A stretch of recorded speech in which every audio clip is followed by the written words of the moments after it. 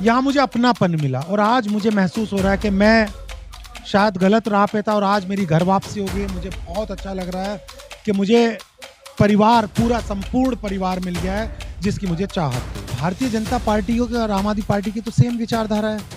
भाई आप मुसलमानों को और दलितों को गाली दो और आप वोट लो, तो कहीं ना कहीं मेरी तो इन दोनों पार्टियों से लड़ाई है।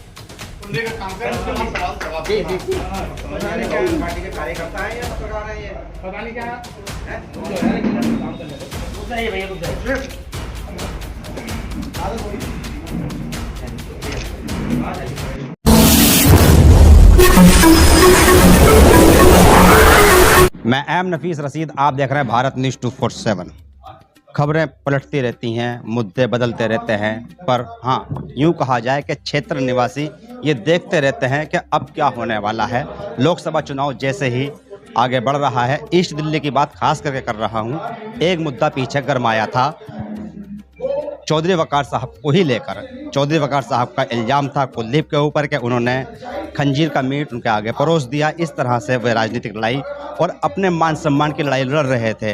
हम लोग कवर कर रहे थे, कवर करते करते हम ये भी जानने की कोशिश कर रहे थे कि आखिर सच्चाई है क्या। कई बार मैंने कुलदीप से बात करने की कोशिश की, पर वो बात करने को तैयार नहीं हुए। इसी सब बातों को हम मद्देनज़र जानते हुए कई बार हमने वकार चौधरी साहब से बात भी की, पर ये जो राजनीतिक लड़ाई है वो आगे बढ़ चुकी है, काफ़ी आगे बढ़ चुकी है। यहाँ तक कि अब प्रत्याशी के रूप में चौधरी वकार आमने सामने कुलदीप के हो गए हैं। चौधरी साहब, स्वागत है भारत न्यूज़ 247 में आपका। बहुत बहुत शुक्रिया नफीस। शुरू से कवर किया आपको और वो सब चीज़ें उतार चढ़ाव देखे। आज नया सवाल खड़ा हो गया है कि आपने झाड़ू छोड़ के हाथी पे आप चढ़ गए हैं। इससे क्या लाभ होगा समाज को और क्षेत्रवासियों को? देखिए, सबसे पहले तो जहाँ आपकी इज्जत ना हो, जहाँ आपका मान सम्मान ना हो, ऐसा घर, ऐसी जगह आपको छोड़ देनी चाहिए। मेरे इस्लाम में भी लिखा है कि जहाँ पे आपकी इज्जत नहीं हो सकती तो उस जगह को छोड़ दो। आम आदमी पार्टी में मैं अपने आप को एक बंधा हुआ महसूस करता था और कहीं ना कहीं मेरी सम्मान की लड़ाई थी। जो आपने देखा कुलदीप कुमार ने किस तरह से मुझे बेइज्जती की, मुझे मेरे समाज की बेइज्जती की। जब मैंने बड़े लोगों से शिकायत की तो बजाय उसको समझाने के या बजाय सारे एपिसोड को ख़त्म करने के मेरी गलती ठहराने लगे। जब बहुत ज़्यादा आहत हो गया, मैं नहीं, मुझ जैसे हज़ारों कार्यकर्ता हैं जो आज वजूद की लड़ाई लड़ रहे हैं आम आदमी पार्टी में। उन सब लोगों से भी बात की, वो सब मेरे साथ हैं। जब मैं बहुजन समाज पार्टी में आया और यहाँ के परिवार से मिला, यहाँ मुझे अपनापन मिला और आज मुझे महसूस हो रहा है कि मैं शायद गलत राह पे था और आज मेरी घर वापसी हो गई। मुझे बहुत अच्छा लग रहा है कि मुझे परिवार, पूरा संपूर्ण परिवार मिल गया है जिसकी मुझे चाहत थी।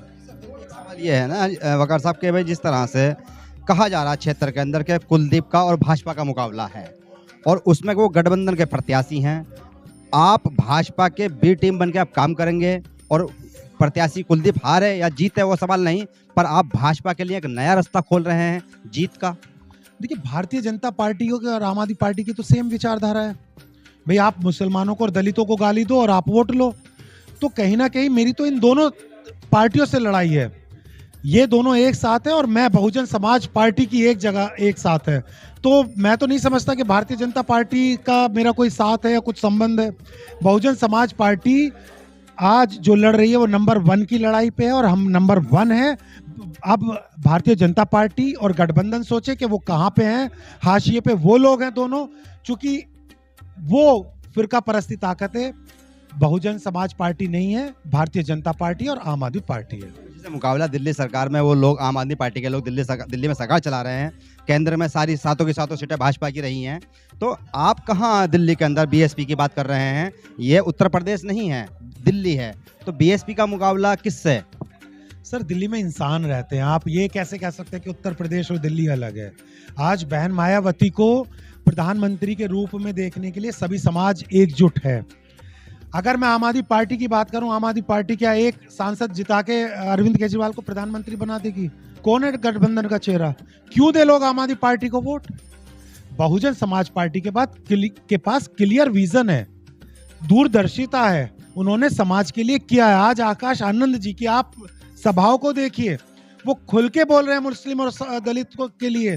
तो कम से कम एक पार्टी जो हमारी हितैषी है, हमें उसका साथ देना चाहिए। तो दिल्ली के तमाम लोग बहुजन समाज पार्टी के साथ है। वो दिखा देंगे इस चुनाव में। भारतीय जनता पार्टी और गठबंधन तीसरे और दूसरे नंबर पर रहने वाले हैं। पीछे से इल्जाम ये भी लग रहा है कि आपके ऊपर, खास करके आपके ऊपर, कि आपको आम आदमी पार्टी ने टिकट नहीं दिया, आप टिकट मांग रहे थे, इसलिए आप कुलदीप पर झूठा इल्जाम लगा के बहुजन में चले गए उसको हराने के लिए। देखिए, मैं आम आदमी पार्टी में कभी भी मैंने ना टिकट की डिमांड की, कोई भी आदमी नहीं बता सकता है। ना मेरी कभी ख्वाहिश रही कि मैं लोकसभा का चुनाव लड़ूं। ये तो बहुजन समाज पार्टी का बड़प्पन है कि उन लोगों ने मुझे एक आम कार्यकर्ता को टिकट देके इतनी बड़ी जिम्मेदारी का एहसास दिलाया और इतनी बड़ी जिम्मेदारी दी। तो मैं फिर दोबारा कहना चाहता हूं कि आम आदमी पार्टी की विचारधारा जो थी, आम आदमी पार्टी टूट की कगार पे है और सारे लोग अभी देखेंगे, मैं चंद दिनों बाद मैं आपको बता दूंगा, आम आदमी पार्टी के जो बहुत सारे लोग हैं वो कहीं ना कहीं वो बहुजन समाज पार्टी की तरफ आकर्षित हो रहे होंगे और बहुजन समाज पार्टी को ज्वाइन करेंगे। आखिरी सवाल मेरा यह है कि आपको जनता खास करके ईस्ट दिल्ली की क्यों वोट दे? जी बिल्कुल, बहुत अच्छा सवाल किया आपने। प्रत्याशी हो गए हैं वो आप? जी मैं प्रत्याशी हूँ। देखिए, मैंने हमेशा हर समाज को लेके साथ चला हूँ, हर समाज का मान सम्मान किया है, मैंने बूथ लेवल तक काम किया। मुझे पूर्वी दिल्ली का एक एक आदमी पर्सनली जानता है। मुझे दलित समाज हो, मुस्लिम समाज हो, जैन समाज हो, सिख समाज हो, तमाम लोगों के लिए मैंने, वो हेल्थ कैंप हो या उनकी मैं जैसे भी मदद कर सकता हूँ, कोरोना में मैंने मदद की, मैंने हमेशा मदद की है। तो वो लोग इस चुनाव में मेरा साथ देंगे और तन मन धन से मेरा साथ देके मुझे जिताने का प्रयास करेंगे और बहुत जल्दी आपके सामने रिजल्ट होगा। 25 तारीख है कि तमाम के तमाम लोग सिर्फ हाथी के बटन पे वोट लगाएंगे और भारी मतों से मुझे जिताने वाले हैं। कुल मिलाकर ये राजनीतिक संघर्ष कहीं और से शुरू होता है और आते आते हाथी के बटन पर टिक जाता है। अब देखना यह है कि जिस तरह से हाजी वकार चौधरी ने यानी कि झाड़ू छोड़कर और हाथी पे बैठने का इरादा बनाया, अब देखना यह है कि ईस्ट दिल्ली की जनता अब उन पिछली बातों को भूलकर इनके वोट पर और इनके लिए वोट पर कितना बटन दबाती है। ये अब राजनीतिक लड़ाई रंग दूसरा ले रही है। बहरहाल खैर, आगे भी मैं ये कोशिश करूंगा कि और सारे सवाल दागूं इनके ऊपर, क्योंकि बाकी तो प्रत्याशी बात करके राजी है नहीं, वकार बात कर रहे हैं तो हम भी कर रहे हैं। मैं एम नफीस रशीद, आप देख रहे थे भारत न्यूज़ 247।